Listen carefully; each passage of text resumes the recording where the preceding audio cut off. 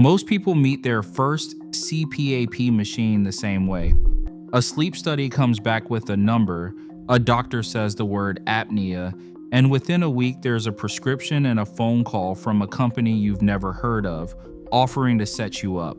The machine arrives in a box, somebody spends 15 minutes showing you how the mask goes on, and from that morning forward, you are inside a system that was built around your prescription, and the system has its own ideas about how much you should be paying. This isn't about the therapy itself. The therapy works. For a lot of people, it's the difference between dragging through the afternoon and feeling like a person again. This is about the money that gets attached to the therapy on the way to your door. Once you have a prescription for a medical device, the people selling you that device and everything that plugs into it are no longer competing for your business the way an ordinary store would. They already have your insurance, your diagnosis, and a refill schedule with your name on it. 5 of the costs inside that system are quietly taking money you do not need to spend. 5 others are worth every dollar. What follows is how to tell the two apart. Start with the machine that feels free. When you go through insurance, you usually do not buy the machine outright. The supplier rents it to you month after month, billing your insurance each time, and after roughly 13 months of those rental payments, the machine is finally considered yours. On paper, that sounds painless, even generous. In practice, you often end up paying more, stretched out over a year, than the cash price of the very same machine bought in one shot. The rental also changed you to a single supplier, the one your insurance steered you toward for the whole rental period. People assume insurance is automatically the cheaper road. Sometimes it is. For the machine itself, it quietly often isn't, and nobody on the supplier's end has the slightest reason to mention that a cash price even exists. The second cost shows up a month or two in, and it arrives in a box you do not remember ordering. It is the automatic resupply program.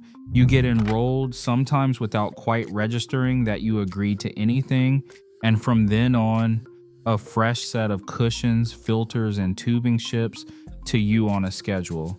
The schedule is built around the maximum your insurance will allow, not around what you actually wear out. So a new mask cushion turns up every few weeks, whether the one on your face is tired or perfectly fine, and every one of those shipments is a claim against your benefits, which usually means a copay coming out of your pocket.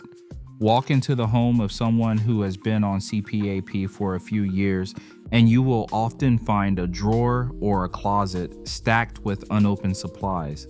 That is not the supplier being thoughtful. That is a billing engine running flat out. Third is the markup itself, and this is the one that tends to make people genuinely angry once they see it.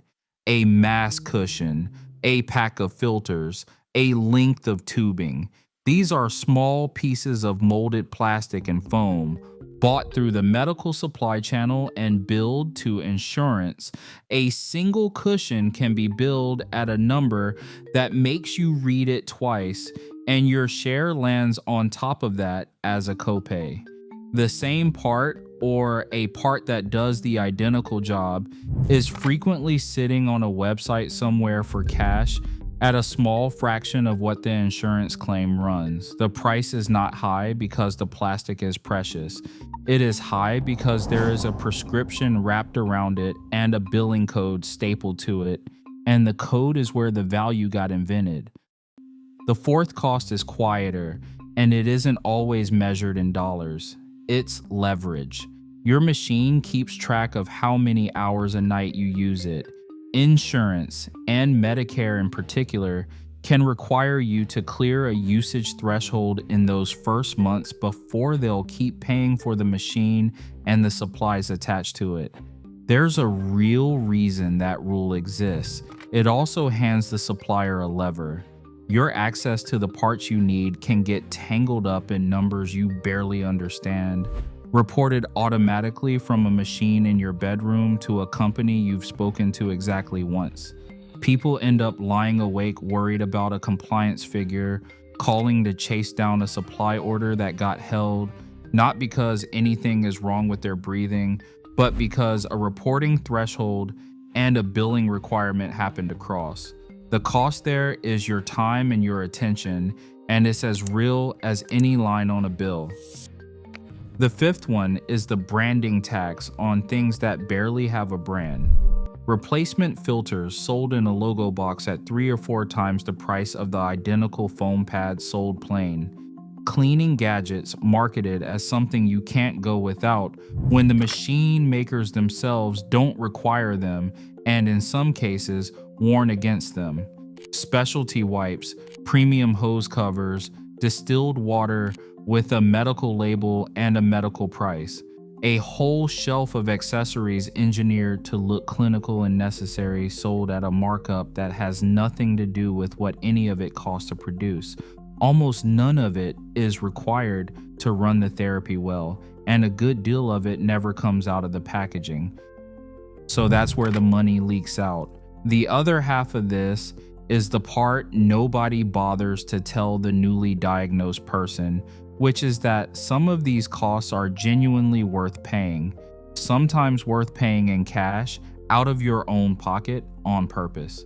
Spending in the right places here is a large part of what keeps people using the machine at all, and a machine that gets used is the only kind that helps. The first thing worth every dollar is a mask that actually fits your face, not the one that came in the box because it happened to be in the box. The single most common reason people abandon CPAP is the mask. The leaks, the red marks, the noise, the feeling of something strapped to your head all night. Getting fitted properly, trying more than one style, paying for the cushion size that's genuinely right for you is the best money in this entire category.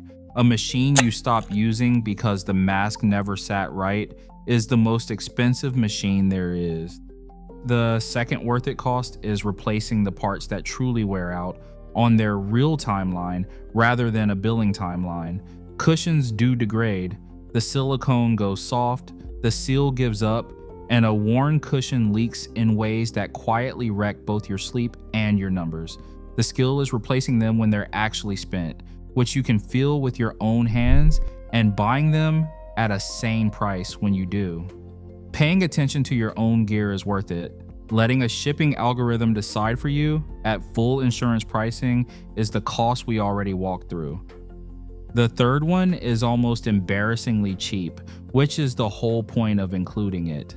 Distilled water for the humidifier, bought by the gallon at any grocery store for about $1. Mild soap and warm water for the mask and the tubing. Keeping the equipment clean protects the machine and keeps you from breathing through a film of whatever has been growing inside a damp hose. You don't need the subscription wipes or the ultraviolet sanitizing gadget that costs as much as the machine. You need a few dollars of distilled water in 10 minutes on a Sunday. That's a real cost, and it's worth keeping. The fourth is being able to see your own data. Most modern machines record what happened overnight, and a surprising amount of that information is available to you, the person breathing through it, and not only to the supplier. Sometimes through an app, sometimes through a card you can pull and read yourself. Being able to look at your own leak rate and your own events and understand roughly what they are telling you turns you from a passenger into someone who can tell when something is actually wrong and when it is fine. That is worth paying attention to, and now and then worth paying a little for. The fifth thing worth every penny barely costs anything at all, except one afternoon. It's learning, one time, what these things actually cost when you pay cash, what a cushion runs outside the insurance channel, what your machine would have cost bought outright, which supplier near you will sell to a cash customer without making it difficult. You spend the afternoon once, and it quietly changes every transaction that comes after, because from then on, you can tell the difference between a price and a markup. For a lot of people, that single afternoon ends up worth more than any accessory they will ever be sold. None of this is a reason to back away from the therapy. The breathing is the part that matters, and the machine used does exactly the job it's there to do. It's the wrapping around the machine that's worth staying awake for. The resupply schedule was built for the supplier, the rental was built for the insurer, and the one person in the whole arrangement whose actual job is to protect your money is the one sitting at the kitchen table with a prescription in a cardboard box deciding which of these costs is worth paying.